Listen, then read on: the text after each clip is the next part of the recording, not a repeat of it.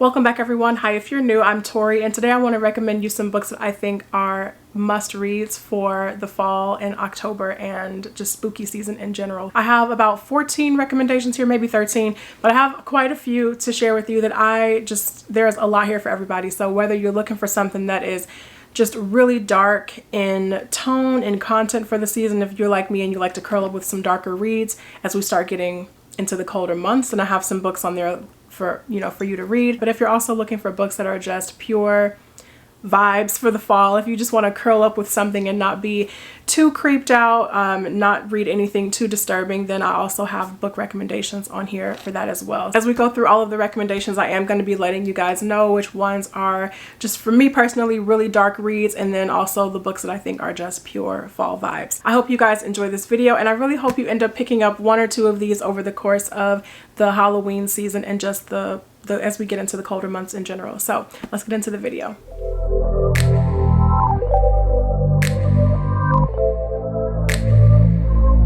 So the first book that needs to be on your fall October spooky season TBR is none other than Certain Dark Things by Silvia Moreno Garcia. I read this a couple of months ago, and I am just obsessed with this book. I really am. I loved everything about it. This is actually not my first experience with Moreno Garcia's work, but the first one where I just came out of it like, oh my God, give me everything that she's ever written. This is just so atmospheric. Just everything from the world building to the writing, the lore, the characters.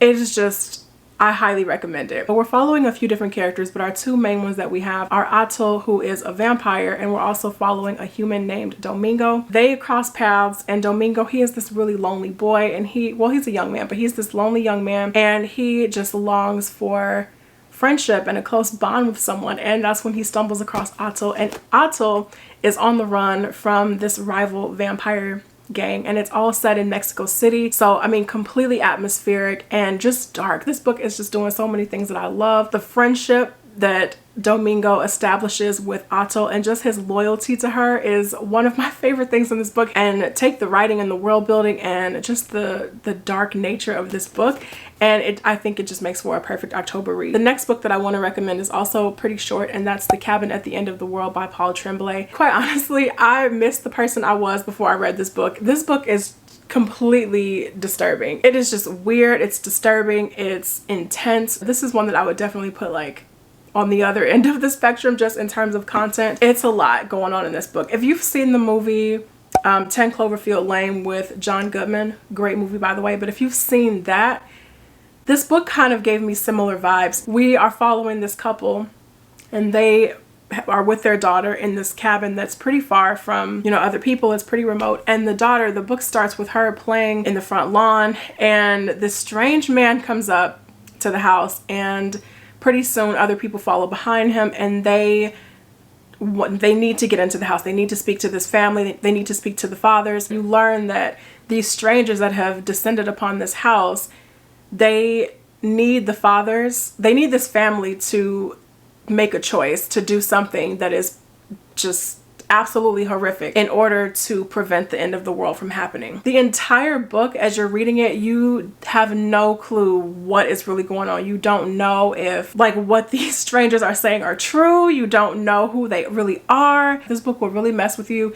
It is so unsettling, and I can't get over some of the things that I've read in this book. It's a lot. I do think this book comes off as a little polarizing because it does have a pretty low rating, but I think if it works for you, it's gonna work for you. So it definitely worked for me. I did enjoy it, but it is definitely on the more disturbing side of things that I've read. And then next, I want to recommend a book that is just completely fall vibes. This is classic gothic literature, and I think it is just the perfect time to read this, and that is Rebecca by Daphne du Maurier. This is one of my favorite non-SFF books, and not one that I really get a chance to talk about on this channel because I do mostly talk about sci-fi and fantasy, but I read Rebecca years ago, and I love this book so much. I remember the feeling I had while reading this. If you have been curious about it or just kind of putting it off for years, October really is the perfect time to just settle in as the weather's changing and the leaves are falling, and just have a cup of coffee or tea and a blanket and just curl up with Rebecca. If you're unfamiliar with the story of Rebecca, we have this young woman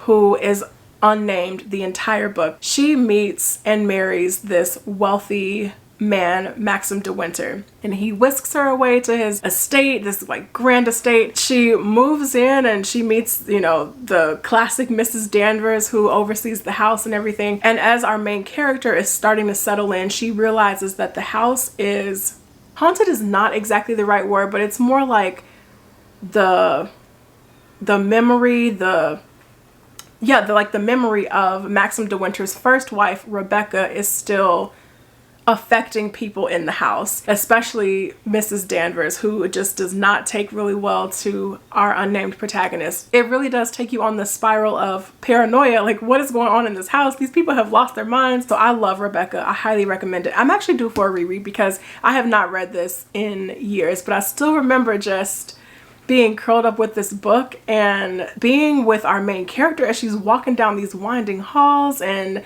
just really not sure about what's going on or if Rebecca's memory is really starting to mess with her. So I love it. This is a classic for a reason. I highly recommend it. And then next I want to recommend a book that I read last year, and I enjoyed this book when I finished it, but since I've read it, it has really started to kind of creep up on me how much I actually really liked it. So that book is The Changeling by Victor LaValle. It's funny because when I read this book, like I mentioned, I liked it, but I don't keep every book that I read. I usually just keep books that I, you know, really loved, or books in a series that I'm currently reading. I'm very good about unhauling my books at this point. So I read The Changeling and I liked it, but I unhauled it. But now, a year later, when I start thinking about this book again and thinking about how epic it is and Victor LaValle's writing and the atmosphere of New York City, and as I'm thinking about all of that, I'm like, why did I unhaul this book? And now I want it back. So here we are. The book takes place in New York City, and we have this father and husband that we're following. His wife one day just does something completely horrific, and now we are following our main character as he is on this just journey through Manhattan, this weird and dark, twisted journey through. This feels like a dark adult fairy tale. He's on this journey through Manhattan to save his son, if it's not already too late to save his son, and just the lengths that he will go to, the things that he will do, the places that he'll go. It just really is, it's amazing. This book is an amazing read. I'm not sure what it is, but I have more of an appreciation for this book now and looking back on my reading experience than I think I did when I finished the book, and I love when that happens. I think this book is classified as a horror novel. It is dark, definitely has some dark moments, but I didn't find it to be like overwhelmingly scary. So if you are curious to pick this up, I would still like put this in the just cozy atmosphere, but there are some moments of intense horror as you start getting a little bit deeper into the book. But overall, I think this is just such a strong character arc with this man, and yeah, I really enjoyed this. So if you are curious about The Changeling, I highly recommend it. Now we're starting to get into some books that I have talked about in the past, but I don't think I've included them in recommendations videos before. I'm not sure. This is one of my favorites, and that is Annihilation by Jeff Vandermeer. This book is weird. There's no other way around it. This book is weird. It is creepy, and again, also perfect for the October spooky season and just this time of year. And also the movie with Natalie Portman is excellent. But in the book, we have this area known as Area X that has been cut off from the rest of the world, and we have expeditions, I think like 10 or 11 of them, that have ventured into Area X. Things just are so weird once the expeditions get in there. Some people don't come back from the expeditions, or they come back and they're just funny acting and just really weird. Some people come back sick, and so this has been going on for a while. And so the book starts with our crew of female scientists, and they are recruited to venture into Area X as like the 12th expedition, just to see what the heck is happening in Area X, what's going on, bring some information to the outside world, and our story goes from there. So once our crew ventures in there, similar to the previous expeditions, Area X starts just messing with them. Things are so out of pocket in this book. They're so weird, very trippy, very twisted, but we're also getting the book in some flashbacks as well. I can't express how much I love this book. It's something that I love to revisit this time of year. I have not finished the trilogy because I've heard on several occasions that books 2 and 3 in the Southern Reach trilogy are pretty horrible. So we'll see. I've been putting it off for that reason, but I think overall Annihilation just stands on its own extremely well. So definitely check this one out. And then next I want to recommend a book that is not scary, spooky, like nothing like that at all, but I just think it is purely I can't even say if it's fall vibes or not, but I think it works for this time of year, and I'll tell you why. But that book is 12 Kings and Sharakhai, and this is the first book in the Song of the Shattered Sands series. I loved this book so much. I read this book earlier in the year. When I tell you what it's about, you're going to be like, why are you recommending this book in the fall? Hear me out. This is a desert fantasy story. So it is really hot in this book. There's nothing autumnal or crisp about it. But what I love about the book, and what I think I'll love even more as I get into the winter season, as I start, continuing the series, is the world building. This book just has some really heavy world building. I mean, for pages, the world building can go on, and it could be hit or miss for some readers, and sometimes it is hit or miss for me too, but for some reason it just really worked for me in 12 Kings and Sharakhai. And I just think to lose yourself in something so sweeping and epic this time of year would just make for a really great fall read, even though it's super hot in the book. There are a lot of different cities around, but Sharakhai is kind of the central location for trade and politics and all of that.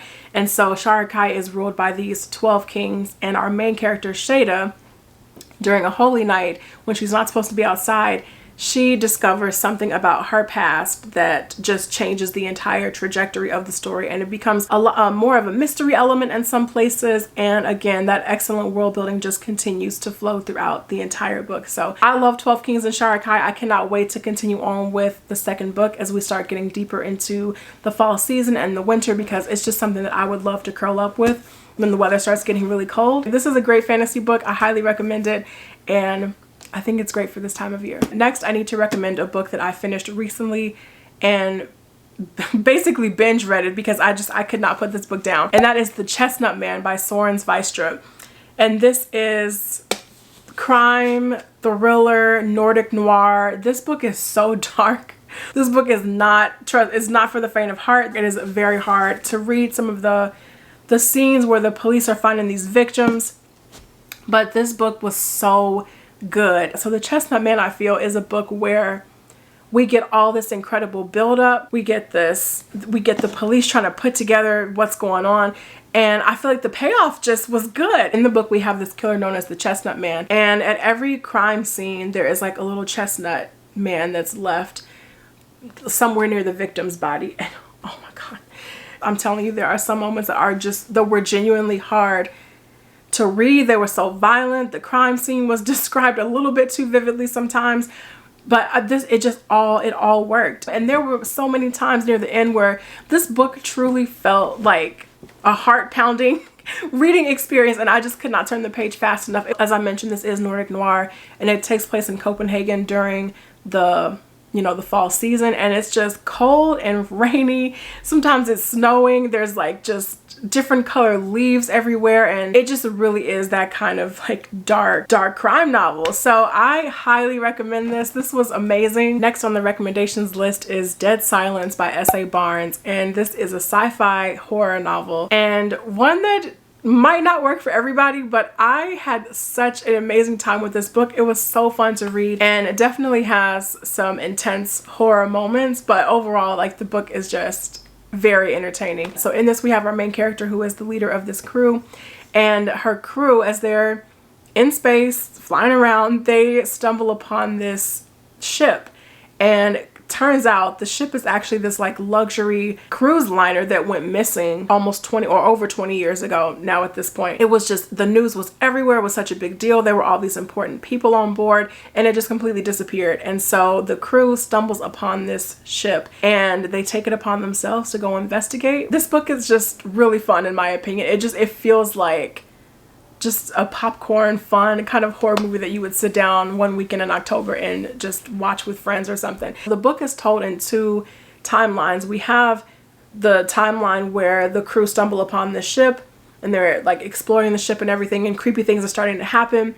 But we're also, that's the past, but we're also getting the story told in the present when our main character is telling her story to these officials about what actually happened when her crew found this ship. And you're just kind of going back and forth until the story in the past starts catching up to her story in present day. It was fun. The climax it's a little wonky, but for some reason it worked for me and I was still on board because I was just having such a good time with this book. So I think if you are interested, this really is just kind of like a popcorn book for you to kick your heels up one cold October weekend and just have a good time with. Next, I have another one of my favorites on this list. I have not mentioned this book in so long and it feels good to finally talk about it again, and that is Ninth House by Leigh Bardugo. I love this book, and since I physically read that book, I have listened to the audiobook version. I don't even want to tell you how many times because it's embarrassing. It's too many, but I have the audiobook. I listen to the audiobook just like almost like as a comfort thing at this point. I love this book. I love this story. I cannot wait for Hellbent to come out. This is book 2. It comes out sometime, I think in like January, February. But this is Leigh Bardugo's adult fantasy novel. This is urban fantasy. It is dark. This is not Shadow and Bone, you guys. This is a really dark book, some heavy themes in this. And we have our main character, Alex Stern, who gets almost like a second chance at life when she's offered the opportunity to study at Yale, but it's under the condition that she kind of spies on the secret societies at Yale. And so we're following Alex during her time at Yale in her first year. But this story is dark. It is supernatural. The story is also told in 2 different timelines because we're getting Alex in the present at Yale, and we're also getting flashbacks, and we're also getting another character's POV from the past.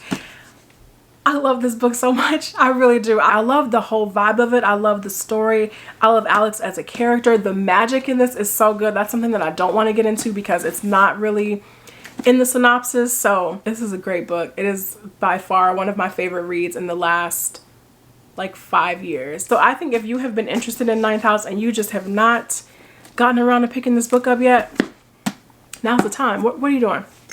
It's cold outside. What are you doing? Where are you going? Read the book. Next, I'm recommending Dread Nation by Justina Ireland. So the book takes place after the Civil War. This is alternate history. Obviously, after the Battle of Gettysburg, we have zombies that just start walking the earth. This has been going on for many years. And so our main character, Jane, she attends this school where she has learned how to fight zombies, what they call shamblers. She's learned how to fight and take care of herself. They also use the services of the girls from this school to protect white families in the town from these zombies because they can't defend themselves.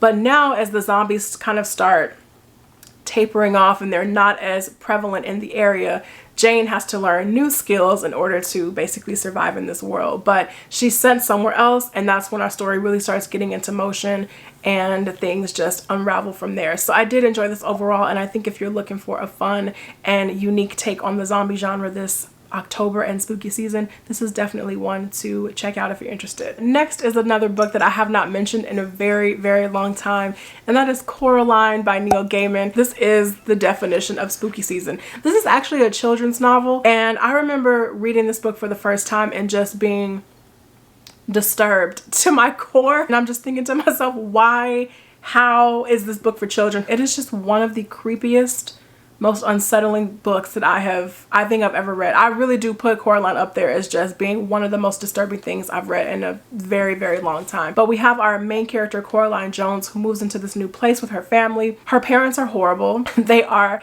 just extremely neglectful, pretty much forget half the time that they even have a child. And as Coraline starts exploring their new home, she realizes there's a passage that leads to this place that is identical to their home. And so she enters her other home, and we meet like these alternative parents, and they have buttons on their eyes, and everything there is just so seemingly perfect because now her parents are doting on her and they listen to her, and Coraline just thinks she hit the jackpot. But things in the other world are just not what they seem. They are so twisted. I don't know how else to explain the feeling of reading Coraline. It is just, obviously it's not like an adult horror novel, things like that, but there's just something about it that when you're reading it, it is just weird. You never feel quite right while you're reading it, especially as Coraline starts immersing herself more into the other world.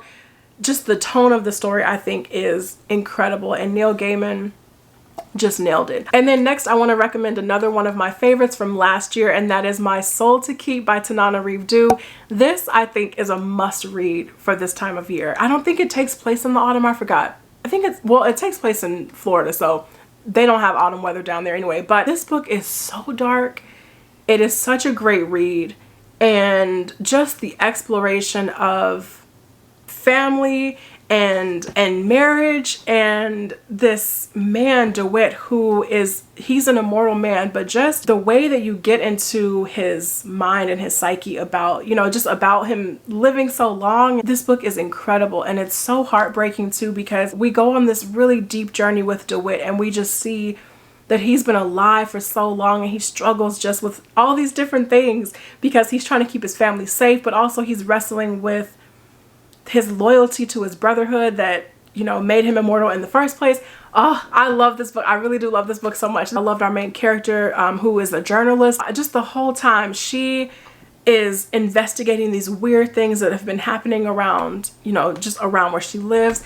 And as the reader, you know what's going on because you are also following DeWitt, so you know, but it's always like you're on the edge of your seat waiting for the main character Jessica to like catch up to where you are. And it is just, from that alone, it is just so intense, and you just see the structure of their lives and just how much DeWitt is struggling. I love it. I love this book so much. I need to continue with the rest of the series, but this is book 1, and it is just, it has my highest recommendation. I'm currently reading The Good House by Tanana Reeve, which I'm really enjoying at the moment, but I'm not far enough into The Good House to be like, oh, you should read this too. But you should read this too. So I will have more about The Good House in my October wrap up or recent reads video as we get a little bit farther into the month.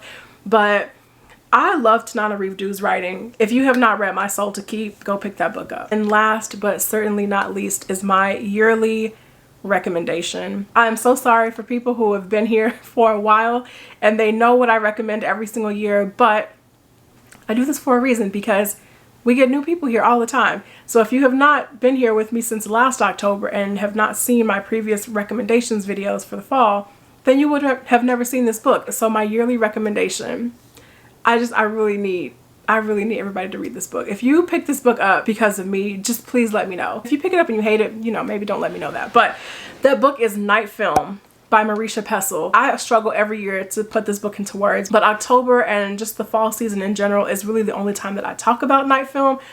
Oh my God, this is my favorite book, one of my favorite books of all time. It is the October, it is the creepy, it is the unsettling read. This is one of the best books I've ever read. We have this film director, super famous film director, but he makes some of the darkest films ever made, and his films are so horrific, they're so violent and brutal that they cannot be shown in theaters. And so because of that, this director, his name is Cordova, he has this cult following, and they will band together and like just screen his films. They have all of these these secret forums dedicated to his work and picking apart his films piece by piece and frame by frame. And it's just weird. It is truly like cult status behavior. The book starts, like page 1, the book starts when we learn that the director's daughter, Ashley Cordova, has been found dead